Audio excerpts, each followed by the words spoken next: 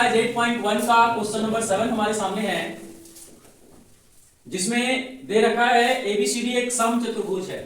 Step से समझेंगे हम लोग। समचतुर्भुज का मतलब क्या है कि वैसा चतुर्भुज जिसके चारों भुजाएं आपस में बराबर हैं। तो दर्शाइए कि विकर्णों AC कोण A और C को समद्विभाजित करता है। मतलब ये जो विकर्ण है AC, ये कोण इसको समद्विभाजित करता है और कोण ये C को समद्विभाजित करता है। मतलब कोण A को दो बराबर भागों में बांटता है, यानी कि ऊपर वाला कोण, इसका क्या नाम देंगे हम लोग, DAC, और नीचे वाला का क्या नाम देंगे, CAB। ये दोनों को समद्विभाजित करता है।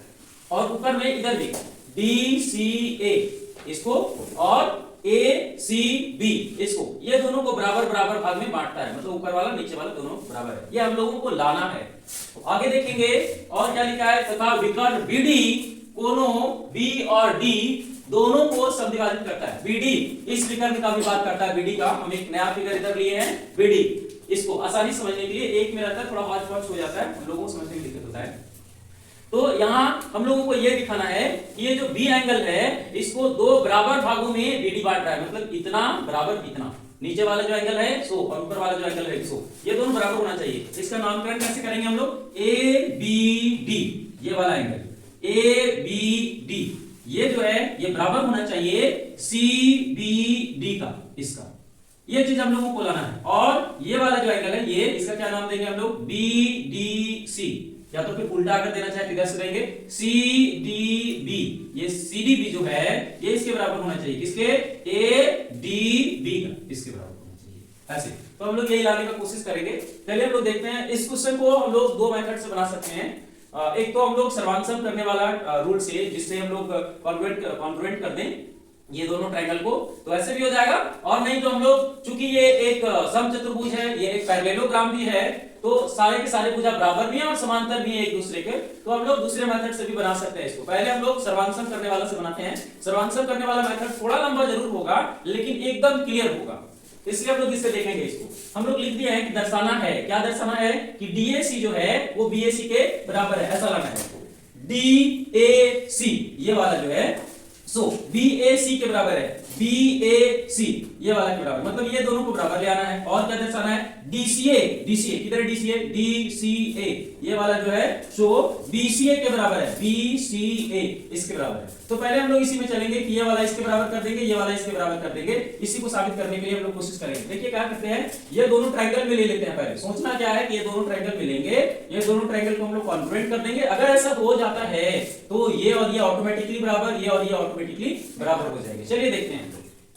हम लिख रहे हैं ट्रायंगल ACD और ABC में, ट्रायंगल ACD ऊपर वाले और ABC में नीचे वाले में, ये दोनों ट्रायंगल में ले लेते हैं। लिखेंगे AD is equal to AB, AD is equal to AB, ये वाला साइड और ये वाला साइड दोनों क्या है, बराबर है। चारों बराबर है तो दोनों तो होगा नहीं, क्यों, क्योंकि ये समचतुर्भुज है, ये समचतुर्भुज है, इसलिए ये बराबर है। और क्या है, DC is equal to BC, DC is equal to BC, ये दोनों साइड ये भी बराबर है।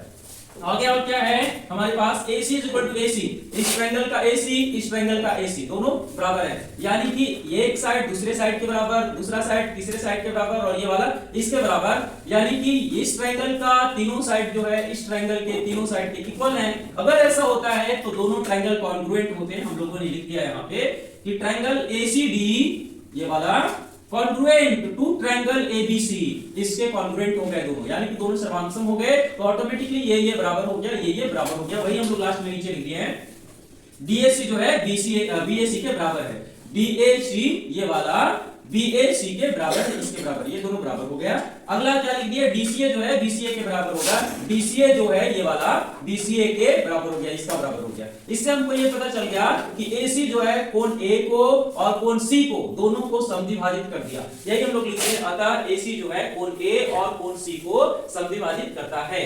नेक्स्ट और चीज हमको, सेकंड चीज हम लोगों को ये साबित करना है कि BD जो है कोण B और D दोनों को समद्विभाजित करता है। BD तो BD किसमें लिए नहीं, अगला फिगर ले लिया हम यहाँ पे, BD जो है कोण B को और D को समद्विभाजित करता है। ठीक इसी प्रकार से हम लोग ये वाला भी काम किए हैं, ये दोनों ट्रायंगल में लिए हैं। ये दोनों ट्रायंगल में लेने के बाद हम लोग इस दोनों को सर्वांशम किए हैं। सर्वांशम करने के बाद ये वाला इसके बराबर, ये वाला इसके बराबर हम लोग ले आए हैं।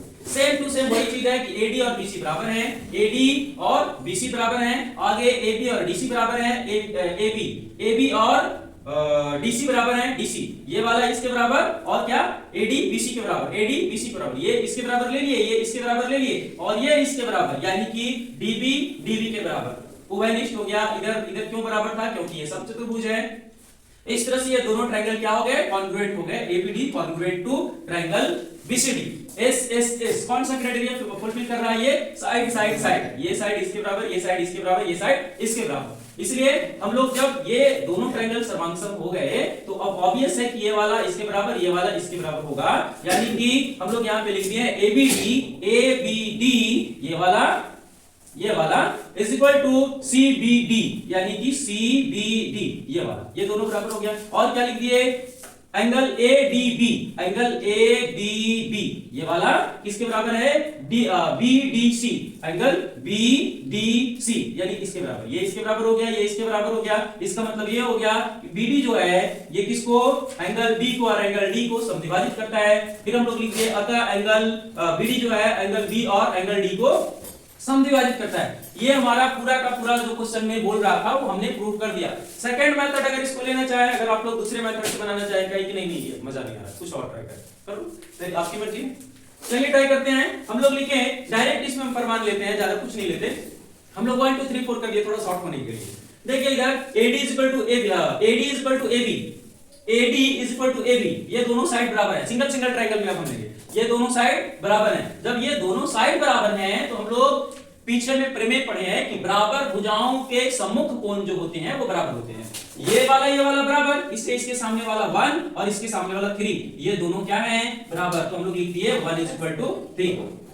आगे देखेंगे हम लोग इसमें कि DC is equal to BC, DC is equal to BC, और जब ये दोनों बराबर तो इसके सामने वाले और इसके सामने वाले ये दोनों भी बराबर होंगे, यानी कि 2 और 4 भी बराबर होंगे, 2 और 4 भी बराबर होंगे। इसको इक्वेशन फर्स्ट हम लोग लेट किए हैं, इसको इक्वेशन सेकंड लेट किए हैं। और भी मजा आने वाला है, एक और मजेदार चीज है इसमें देखने लायक, वो क्या है देखेंगे। ये एक समचतुर्भुज है, रोम्बस, और समचतुर्भुज एक समांतर चतुर्भुज भी होता है। तो चूंकि ये समांतर चतुर्भुज है तो ये लाइन और ये लाइन दोनों समांतर, इसको थर्ड लाइन ऐसे इंटरसेक्ट करती है, तो ये वाला और ये वाला एकांतर कोण होगा, बराबर होंगे, और ये वाला भी एकांतर कोण होगा, बराबर। तो हम लोग इसी प्रकार लिख दिए हैं कि एंगल 2 इज इक्वल टू इधर angle 3 is equal to angle 2, angle 3 is equal to angle 2, ये दोनों क्या होंगे? बराबर। कहां से? एकांतर कोण हो गए। अब इसको इक्वेशन थर्ड ले लिए। अब नीचे लिखे हम समीकरण 1 तथा 3 से।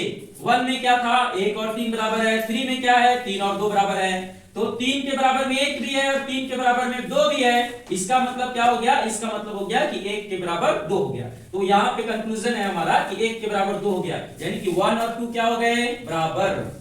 इसी प्रकार से जब हम लोग 2 और 3 से लेते हैं, 2 और 3, 2 किधर है? ये 2 और ये 3। 2 में क्या है?